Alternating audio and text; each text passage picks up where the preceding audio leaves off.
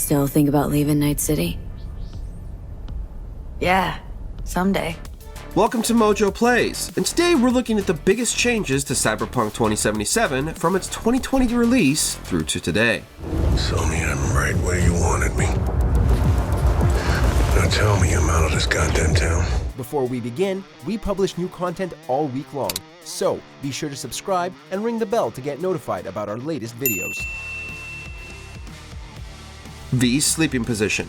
If there was a symbol of Cyberpunk's condition at launch, well, a symbol other than the images of V, naked, T-posing above a motorcycle, it was this. Upon climbing into bed in your Night City apartment, V would be so tired they couldn't even bring themselves to lie down properly, legs over the side. There were instant mods released to see exactly what was happening, and it took longer than you would have thought for CDPR to release a patch to fix this, but since it didn't break the game, it probably wasn't a priority. The swiftest fix for the game was the brain dance sequence animation though. Within a day, the seizure-inducing scene was fixed. Truly a feat. Bugs and stability.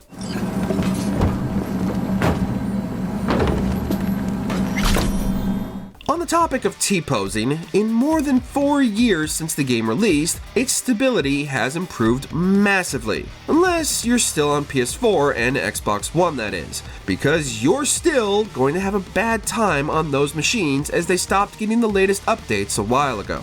Over on PC and 9th gen hardware though, the game is significantly more stable, running at 60 FPS at least most of the time, and crashing far less frequently. If you played it for the first time today, you'd have no idea what any of the people who played it at launch were talking about. That's not to say you won't still encounter bugs from time to time, but it's night and day from the state of play in December 2020.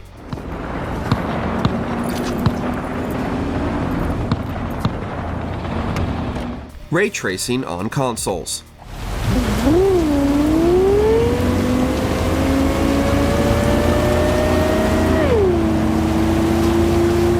Over a year after launch in February 2022, and Cyberpunk's next-gen update was finally released. Not that this really makes sense considering the game remains unplayable on the previous gen to this day. But along with more bug fixes, this update added a new ray tracing mode to the PS5 and Xbox Series X versions. The game, however, remains too demanding to have the ray tracing enabled without locking the frame rate to 30, or potentially even lower. But you have the choice to switch between the ray tracing mode and a relatively stable performance mode that runs at 60 most of the time. Most gamers are still going to choose frames over shadows, but at least now you can toggle the ray tracing on, look at how pretty everything is, and then turn it back off again.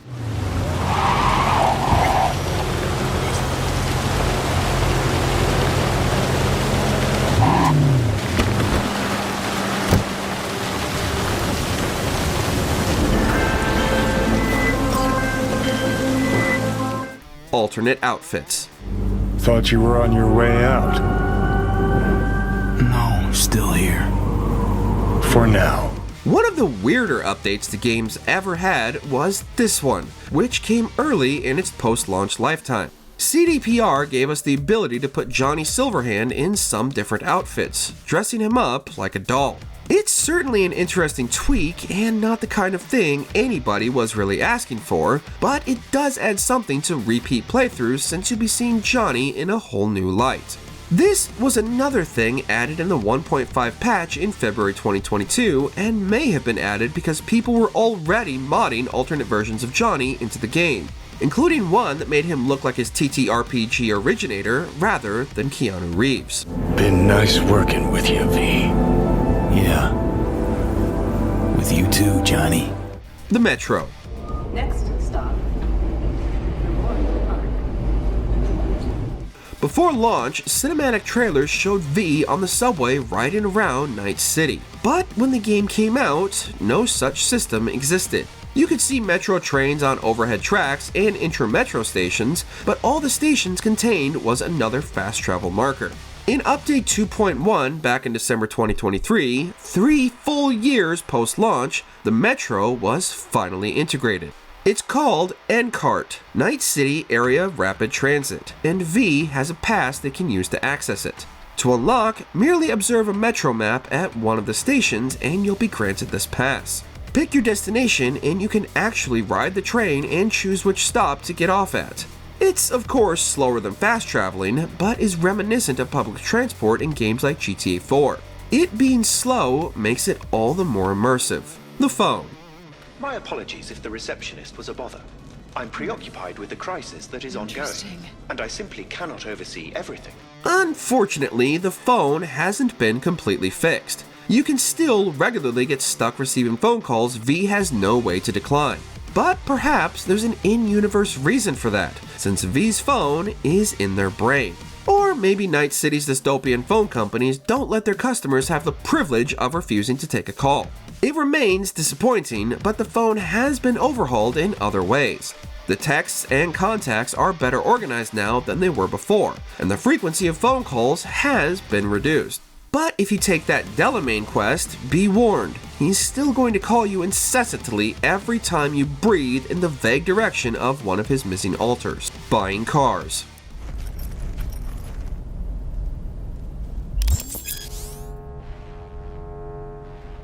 Related to the phone is the car buying system, but if you're playing the game for the first time now, you may be confused why the ability to buy cars is connected to the phone at all. Well, don't worry, everyone at launch was confused about it too. When the game was new, fixers would text you with new cars for sale non-stop, every time you earned enough street cred that they deemed you worthy of buying yet another Akira motorcycle from them. These messages would clog up V's phone and the world map, since all the cars available to purchase showed up as side missions, whether you were interested in them or not. Now, you can buy cars via V's computer in their apartments or from auto-fixer terminals in the open world. New cars.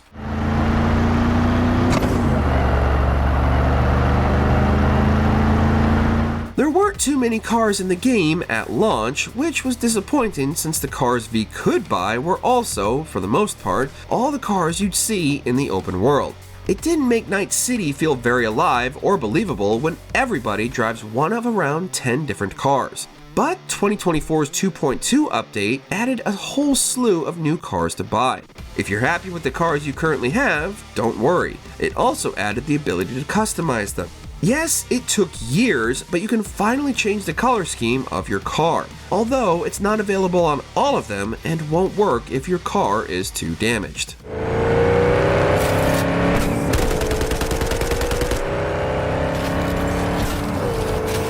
Driving.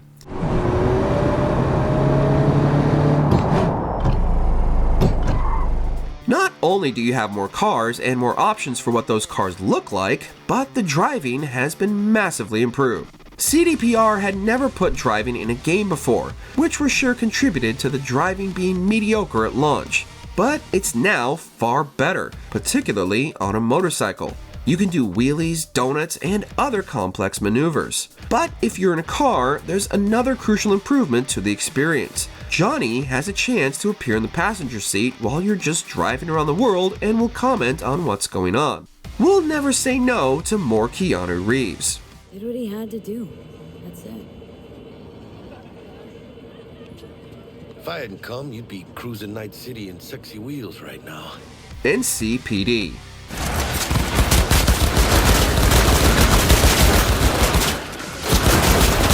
Another thing people used as a stick to beat Cyberpunk with at launch was the behavior of the NCPD. Namely, that they'd constantly spawn right on top of you. In one viral video, somebody committed a crime on the roof of a building, only for cops to spontaneously appear. This was an early patch from April 2021, only a few months after release and a full year on from the game's first official release date, and built on other early improvements to the cops' spawn radius. They're also less dumb now, and actually capable of chasing V, which will disincentivize you from breaking the law.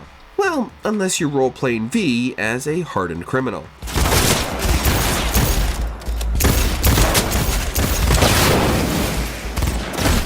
NPC behavior.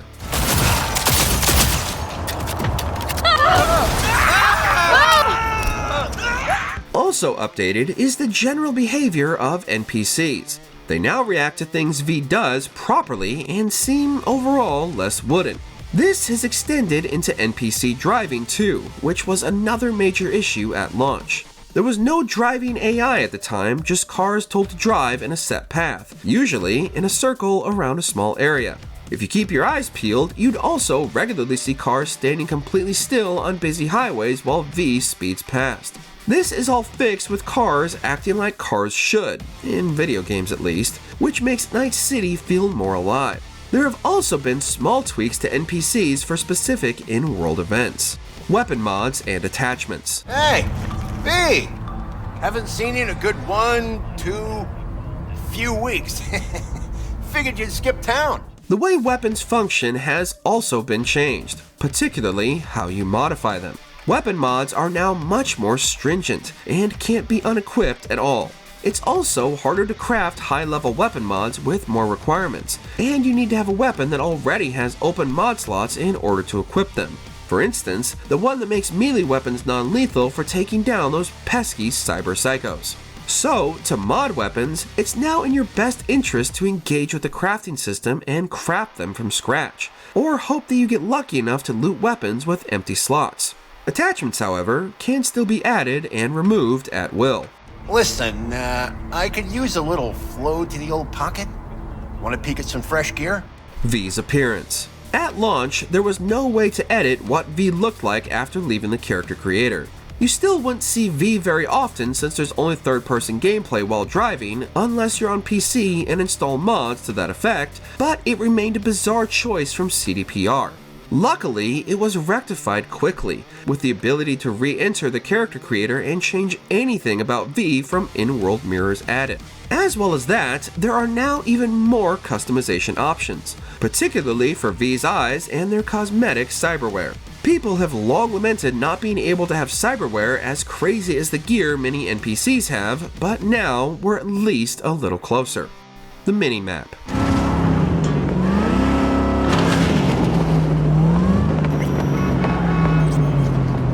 This one seems small, but it was actually a very annoying issue at launch. The minimap in the top left wouldn't zoom out when you were driving, unlike every other open world game that features driving, in which the map zooms out the faster you're going.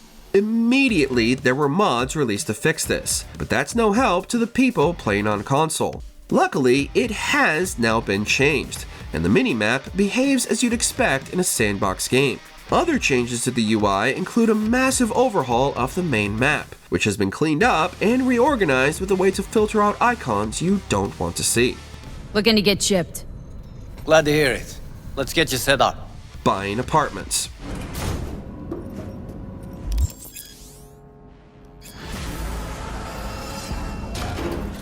People were clamoring at launch for a way to buy other apartments in Night City, and CDPR finally obliged. You've always got V's starting apartments if you're not interested in expanding your dystopian property portfolio. But if you do want to be beholden to half a dozen landlords at once, there's a bunch of new units for you to buy. There are properties in Watson, Westbrook, Haywood, and Corporal Plaza, as well as another one V has by default in Dogtown courtesy of the DLC. You pay a flat fee to rent these apartments indefinitely. There are also more customization options for the starting apartment in Mega Building 10, including new photo frames where you can display your photo mode snaps.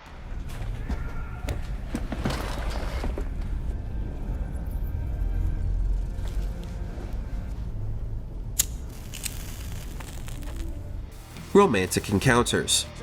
If I wasn't always on the move, you and I could spend more time together. Enjoy life. Quality over quantity, V. The romances in Cyberpunk 2077 are some of the best, deepest romances we've ever seen in a video game, and post-launch support has made them even more complex. Before, after you completed a romance, you wouldn't have too many more opportunities to speak to your love interest, even though you were apparently in a relationship with them. But CDPR has added spicy text messages between you and your virtual significant others, as well as a new ability to invite them to your apartment for some fun. There are additional dialogue options for these apartment scenes, and the dialogue will change based on which of these mini abodes you invite them to. Finally, you can also send them gifts, which they will happily display.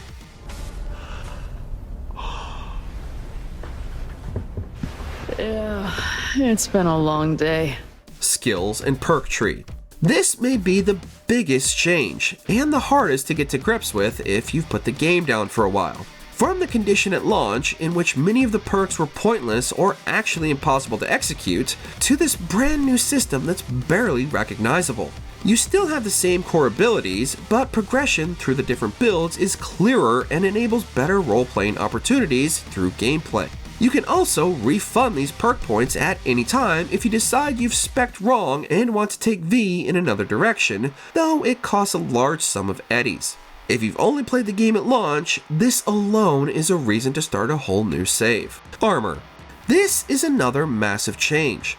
At launch, V's resistance to damage was determined by the clothes they equipped. You'd constantly be looting new items of clothing with better specs, which meant that you almost always, without fail, looked ridiculous. Now, all clothing is cosmetic, meaning you can dress V in your favorite outfits without worrying about specs or upgrading items via the old crafting system. Instead, your armor is determined by how much cyberware you have equipped, much of which is locked off early in the game so you can't just find high-level items and then be overpowered during the tutorial. You can also make preset outfits via V's wardrobe. You know me.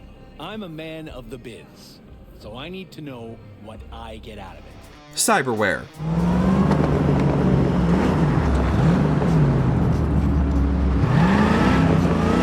There's even more to talk about where cyberware specifically is concerned. Not only are there more cosmetic options, as we already discussed, but there are more options for actual cyberware you can equip. You need better stats to equip certain pieces of cyberware, and to increase how much cyberware your body can handle, which is determined by the new cyberware capacity meter. You can increase this by choosing certain perks, buffing certain core skills, reaching level 60, and even picking up cyberware capacity shards throughout Night City, though these aren't guaranteed to drop. Now, we only wish there were unique cutscenes for each cyberware installation you can undergo, like the ones in the intro when V gets their eyes changed. Phantom Liberty. I told you, you're the president's favorite. You're gonna walk out of this on a red carpet. Yeah, sure. Hey, you deserve it. The biggest change of all is, of course, Phantom Liberty, which released back in September of 2023. While there was also supposed to be a multiplayer mode and potentially more expansions, this was all cancelled or scaled back. And now, Phantom Liberty is the only piece of premium post-game content.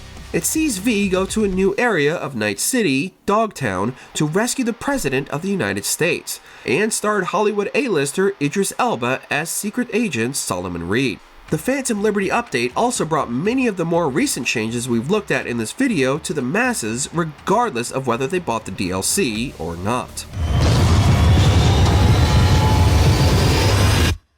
I wouldn't be alive if it wasn't for you. Let us know in the comments what your favorite Cyberpunk improvement is, and what you think CDPR can still do to make the game even better.